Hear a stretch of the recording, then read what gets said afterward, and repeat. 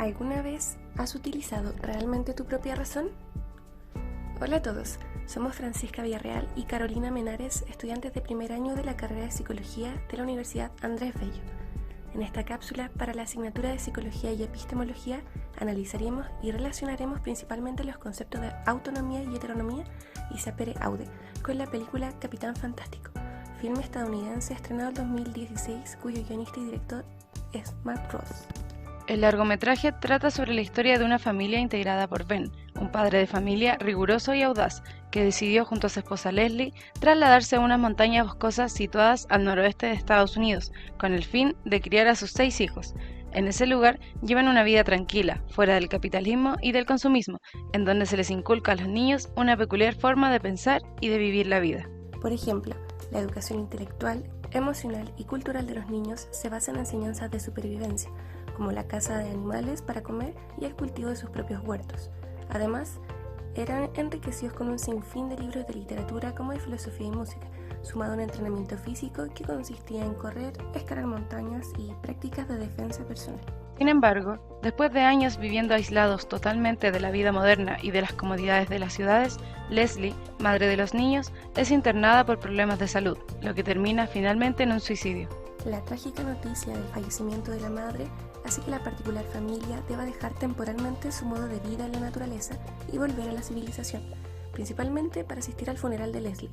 trayecto en el cual surgen conflictos entre los hijos y su padre en relación a su crianza y forma de vida, lo que finalmente lleva al padre a autocriticar su paternalidad por todo lo ocurrido. En base a esta historia, es que se plantea que, en primer lugar, la autocrítica por parte del padre se produce principalmente debido al reproche social, así como al contexto sociocultural, lo que conlleva un contraste entre la sociedad de la ciudad y la forma de crianza de sus hijos. Y en segundo lugar, se plantea que el sapere aude se da siempre y cuando existan diferentes caminos que tomar en la vida. Para explicar la tesis anterior, se desarrollarán conceptos relevantes relacionados a la tradición crítica, heteronomía y autonomía. El primero se refiere a personas que basan su conducta y pensamiento respecto a lo que los demás hacen o piensan, es decir, son personas sumisas que dejan llevar su razonamiento por la influencia del resto. Y en contraparte, la autonomía, o bien una persona autónoma, guía su conducta y pensamiento referente a lo que ella misma cree y se impone, basándose en estándares que se autopropone. Sin embargo, existe una paradoja entre estos conceptos, ya que, como en muchas ocasiones, se debe evitar llegar a cualquiera de los dos extremos de estos significados. Por ejemplo, una persona puede tener su propio pensamiento y creencias, pero estas mismas pueden pasar a llevar a otros, no respetando sus creencias o culturas. En síntesis, las personas deben estar conscientes de que se encuentran inmersas en una cultura y que no todo depende de la propia forma de pensar o de comportarse. El segundo concepto a desarrollar es el conocido sapere aude, término popularizado por Kant en su texto ¿Qué es la ilustración?, que confiere el significado de atrévete a saber, o tal como señala Kant en su texto, ten el valor de servirte por tu propia razón. Este concepto no se basa en no tener la capacidad intelectual para razonar, sino que se refiere a dejar de basarse en razonamientos, convicciones e ideales de posibles tutores, con el fin de comenzar a tomar las riendas y las propias decisiones de la vida en general. La importancia de estas ideas radica en el proceso de emancipación ligado a una revolución, que a ojos de Kant crean nuevas perspectivas que mueven los poderes tanto políticos como económicos, pues además de ser un proceso individual, se genera una especie de liberación pública, que incluso critica las formas de gobierno, ya sea de forma pasiva o activa. En este caso, la paternalidad y la forma de crianza. Asimismo, otro autor relaciona este concepto de autonomía haciendo una relación entre razonar y actuar. En este sentido, Hume define libertad como el poder de actuar o no actuar estando de acuerdo con la voluntad de cada uno, es decir, no basarse en lo que dicen los demás, sino hacer uso de su propia razón. Esto, Kant también lo señala como el salir de la minoría de edad, es decir, la capacidad de servirse del propio entendimiento sin guiarse por el otro. Un claro ejemplo de lo anterior, relacionado con la película en cuestión, es el momento donde Ben junto a sus hijos asisten al funeral de Leslie, lugar en el que se encontraba toda la familia de ella respetando la ceremonia acorde a su religión.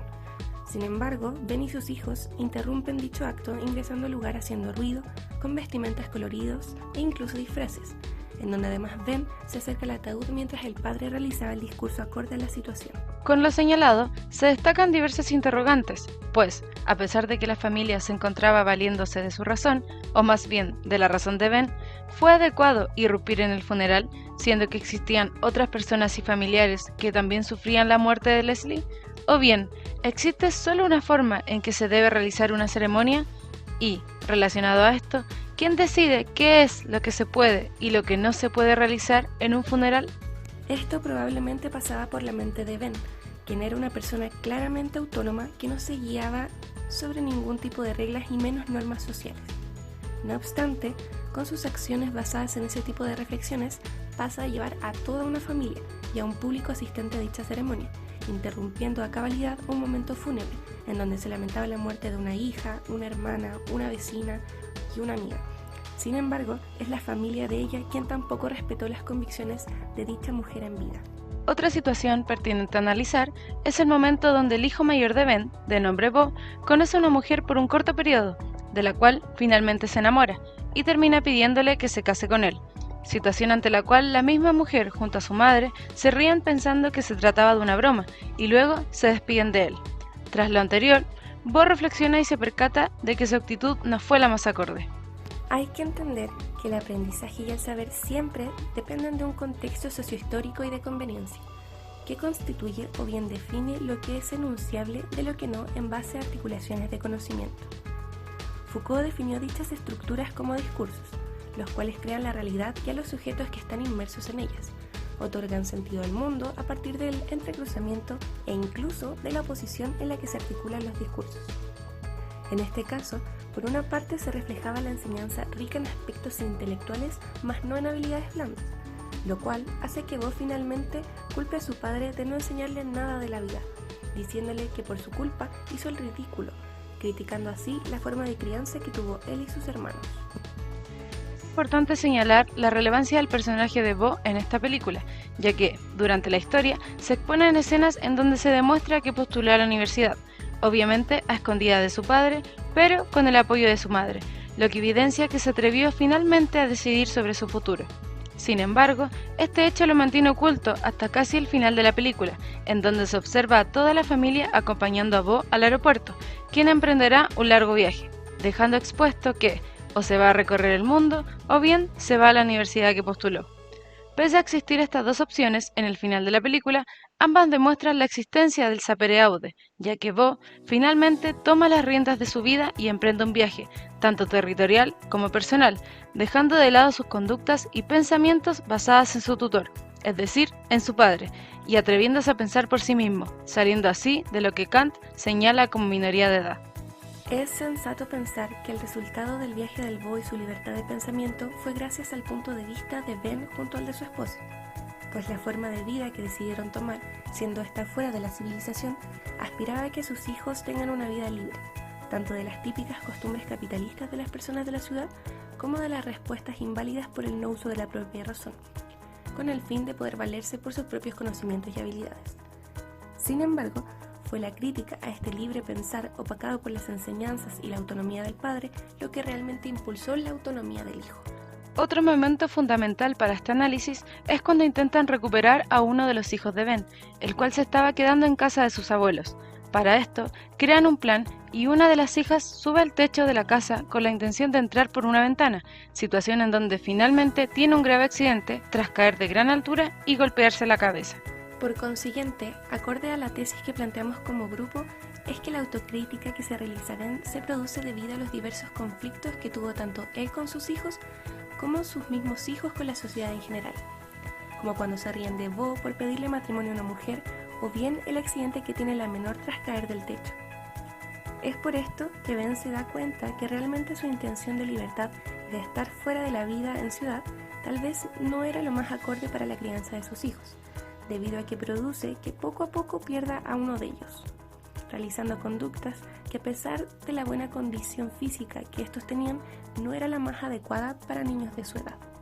Sin embargo, el momento en el que se expone precisamente la autocrítica de Ben y asimismo su cambio de pensamiento es en el final de esta historia, en donde su hijo mayor, Bo, finalmente emprende un viaje que cambiará por completo su vida, en donde tendrá que tomar sus propias decisiones y atreverse a pensar por sí mismo, situación en la cual su padre lo apoya e incluso lo aconseja. De igual forma, para explicar el segundo punto de la tesis, se debe señalar que los hijos de Ben no conocían otra realidad distinta a la suya, lo que queda demostrado en el caso de Bob, el cual, al tener contacto con personas de un contexto distinto al de él, se percata de que hay diferentes formas de llevar las situaciones. Es decir,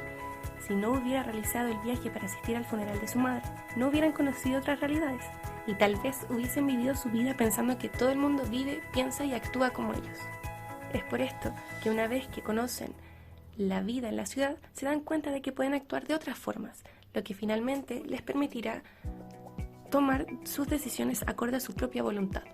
En conclusión, esta divertida y romántica historia deja diversas enseñanzas, las cuales se relacionan fuertemente con los conceptos mencionados en este análisis, la paradoja de la autonomía y heteronomía y el sapere aude, ya que si bien es importante atreverse a pensar por sí mismo y no basarse en las actitudes y pensamientos de los otros, también es de relevancia no pasar a llevar a nadie con nuestras propias conductas, ni tampoco ser egoísta con los pensamientos o creencias de los demás, sino más bien debemos entender que estamos inmersos en una sociedad, la cual a su vez está dentro de una cultura, la que, a pesar de no estar de acuerdo con esta en muchas ocasiones, debemos respetar a los que sí están de acuerdo, y por el otro lado, ellos deben respetar que yo no comparto sus mismos pensamientos. En síntesis, cada uno puede tener sus propias creencias, pensamientos y comportamientos, pero estos deben ser respetados por los demás, así como yo también debo respetar otros pensamientos diferentes al mío.